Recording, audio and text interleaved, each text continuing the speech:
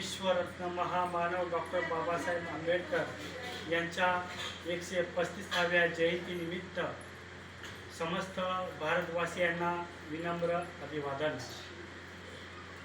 माणसाला माणूस म्हणून जगण्याचा अधिकार देणारे महामानव, समतेच्या आणि बंधुतेचा मार्ग दाखवणारे मार्गदर्शक, भारतीय राज्यघटनेचे शिल्पकार विश्वरत्न महामानव डॉक्टर बाबासाहेब आंबेडकर यांच्या जीवनाच्या प्रेरणेतून जगावं कसं, अन्यायाविरुद्ध लढावं कसं, संघर्षातून घडावं कसं आणि वादळासमोर उभं राहावं कसं, हे आंबेडकरांनी स्वतःच्या जीवनाच्या कृतीतून आपल्यालाच नव्हे तर संपूर्ण भारतवासियांना दाखवून दिले। मित्रांनो, आजच्या तरुणांनी आंबेडकरांकडून काय शिकावं?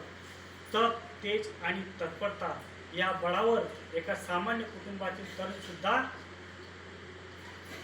मोठा होऊ शकतो। एका सामान्य कुटुंबातील तरुणाने जर आपल्या इच्छाशक्तीच्या बळावर जर ठरवलं तर राज्यघटनासारखा पवित्र ग्रंथ या देशाला मिळवून देऊ शकतो। याचे ज्वलंत आणि जिवंत उदाहरण म्हणजे डॉक्टर बाबासाहेब आंबेडकर। आजच्या तरुणांनी एक गोष्ट लक्षात ठेवली पाहिजे, हे तारुण्य पुन्हा नाही। म्हणून बाबासाहेब म्हणतात की मी एकदा वाचलेले पुस्तक परत मिळेल की नाही, म्हणून ते पुस्तक परिपूर्ण आत्मीयतेने वाचन करत असत। बाबासाहेबांनी एक गुरुमंत्र दिला, तुम्ही शिका, संघटित व्हा आणि संघर्ष करा, कारण शिकलेले मस्तक हे कुणापुढे नतमस्तक होत नसतं आणि शिक्षण हे तुमच्या जगण्याचे आणि जीवनाचे साधन असतं। म्हणून तुम्ही शिका, आयुष्यामध्ये कितीही मोठ्या प्रसंगाला तुम्ही तोंड देऊ शकता।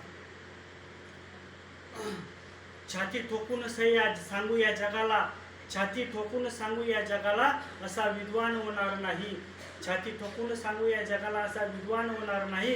कधी झाला तर विद्वान मोठा, बाबासाहेब होणार नाही, बाबासाहेब होणार नाही। स्वतंत्र भारताचे पहिले मजूर मंत्री म्हणून बाबासाहेबांनी स्त्रियांच्या सक्षमीकरणाचे अनेक निर्णय घेऊन त्यांची अंमलबजावणी केली।